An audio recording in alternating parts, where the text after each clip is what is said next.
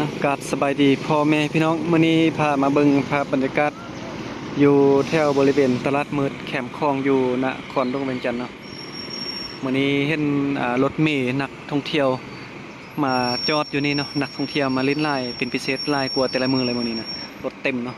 เส้นทางนี้รถจนว่าติดเลยนี่ก็เป็นภาพบรรยากาศนะบ่อลังได้มาก็เลยว่าเก็บภาพบรรยากาศให้พ่อแม่พี่น้องเนาะที่ติดตามบ่อลังได้เบิ่งได้ชมนํกัน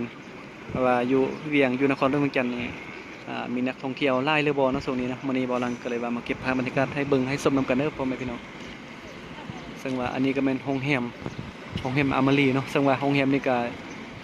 เป็นโรงแรมหนึงเนาะที่ว่าทำเลดีขนาดเลยเพราะว่าอยู่แถวนี้ถ้าว่าเฮาขึ้นไปอยู่ทางด้านเทิงพุ่นน่ะเอาเบิ่งภาพ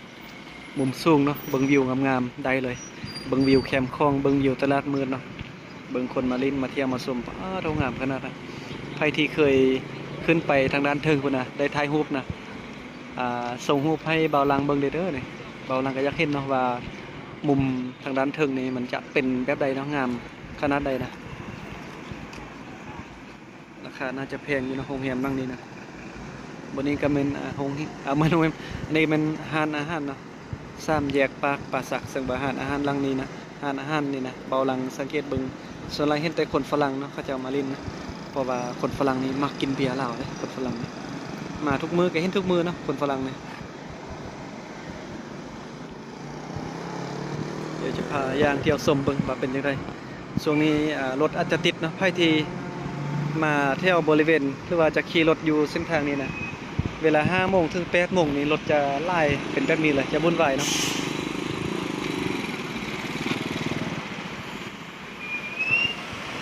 เส้นทางบนนี้กับบรรยากาศตอนแรกนี้จะมีชาวบ้านชาวเมืองเพิ่นก็มาเล่นออกกำลังกายเนาะแถวนี้นะบรรยากาศดีนะ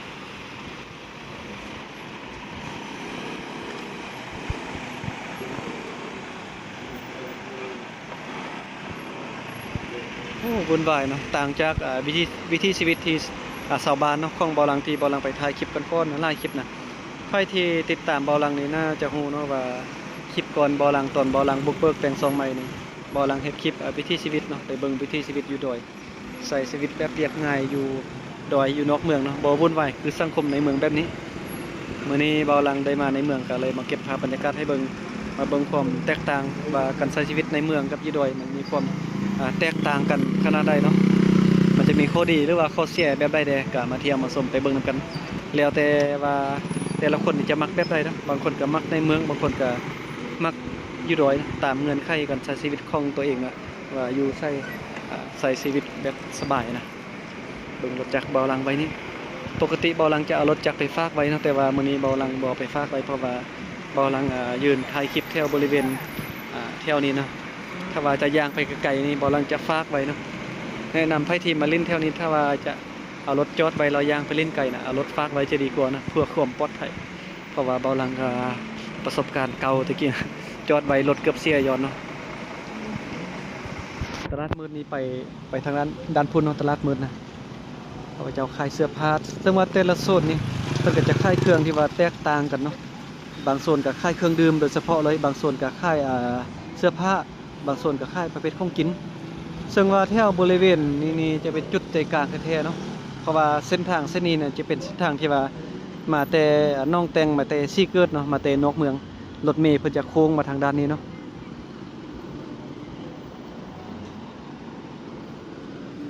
เป็นจุดใจกลางซึ่งว่าจุดใจกลางอยู่เวียงจันทน์นี่ก็เป็น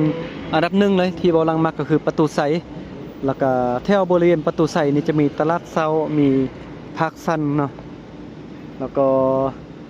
มีตลาดมืดแถวนี้แคมป์คลองตลาดซีห้อมนะแสดงว่าบริเวณนี้จะมีบอนที่นักท่องเที่ยวนะให้ความสนใจมาเล่นมาเที่ยวนี่หลายเนาะเพราะว่าจะมีห้อพักแก้วได้เนาะแถวบริเวณตลาดเซานะเส้นทางเส้นนี้จะมีบอนเล่นบอนเที่ยวหลาย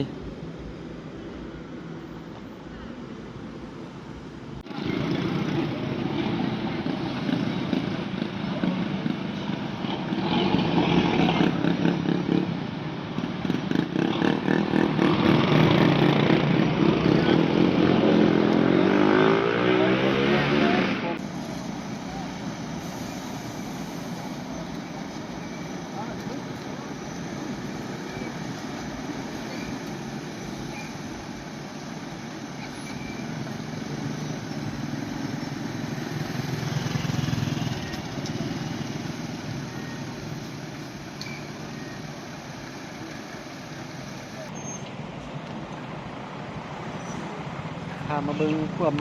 สนละมุนวุ่นวายของสังคมในเมืองใหญ่เนาะบางคนนี่บ่มักอยู่เมืองใหญ่เนาะบางคนก็มักอยู่ตามแต่ความมักของตัวเองนะเพราะว่าคนเฮาก็มักบ่คือกันเด้โอเคเนาะตอนนี้เอารถฝากไว้แล้วตอนนี้ฝากไว้ในรถจักรแต่จะยางเลาะไปเมื่อกี้ว่าจะบ่ฝากแล้วแต่ว่าจะได้เข้าไปไหนจะปิดต้องได้ฝากเนาะ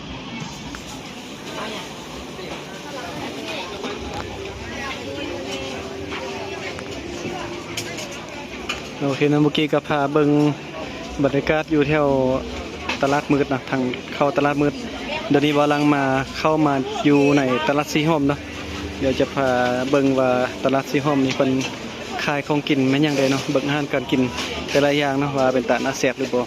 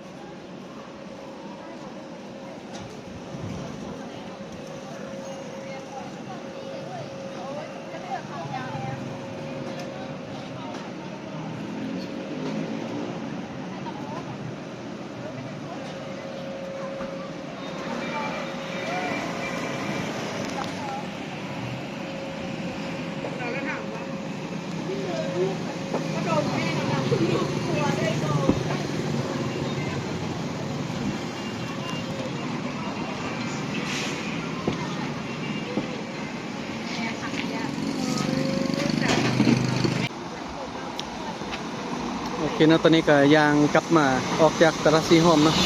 แล้วก็กลับมาฮอดแถวตลาดมืดแถวโรงแรมอมรีเนี่ยเนาะเพราะว่าแถวนี้เพิ่นก็มีร้านขายเครื่องขายของกินหลายอย่างอยู่เดี๋ยวจะกลับมาทางนี้เนาะเมื่อกี้นี่ยางโค้งอ้อมนี่ไปเนาะ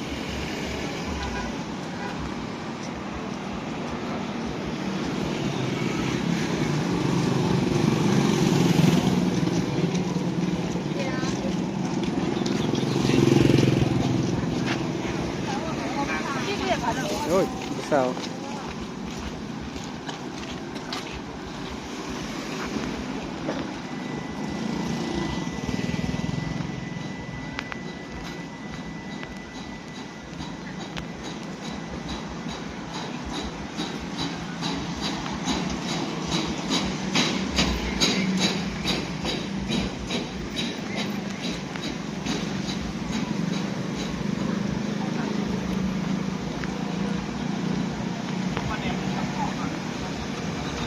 โอเคนะประมาณนี้คลิปนี้บอลังกับพามาเที่ยวมาชมตลาดมืดตลาดสีหอมเที่ยวบรรยากาศอยู่ในเวียงจันทน์เนาะเบิ่งป้าโทวงเวียนบนนี้นี่รถเต็มขนาดเลยวันนี้รถนักท่องเที่ยวรถคนจีนเนาะเขาจะเอารถเมล์ไปส่งคนจีนมาเล่นมาเที่ยวไล่เนาะโรงแรมวันนี้โอ้มีรายได้ดีเนาะทำเลยดีขนาดอยู่วงเวียนแบบนี้มีนักท่องเที่ยวมาเล่นไล่แบบนี้นี่วิวงามอีกตึมเนาะได้รายได้ดีขนาดเลยโรงแรมหลังนี้นะสุดยอดนะเมื่อได้มื้อนึงนะมีเงินเบาลังก็อยากจะขึ้นไปพักนอนจากคืนนึงเนาะเบิ่งวิวด้านถึงบนว้าวงามอยู่ด้านฟ้าชมวิวทางด้านลมนี่เนาะ โอเคมาฮอดนี้คลิปนี้บ่าวลังก็ขอบใจพ่อแม่พี่น้องที่ว่ามาเบิ่งมาชมคลิปของบ่าวลังตั้งแต่ต้นจนจบคลิปเดี๋ยวนี้เด้อก็ได้ก็ขอบใจหลายๆเนาะเดี๋ยวเป็นจะได้บ่าวลังก็ขออนุญาตจบคลิปเพียงตัวนี้ก่อนเด้อเดี๋ยวคลิปต่อไปเราคอยเจอกันใหม่นะพ่อแม่พี่น้อง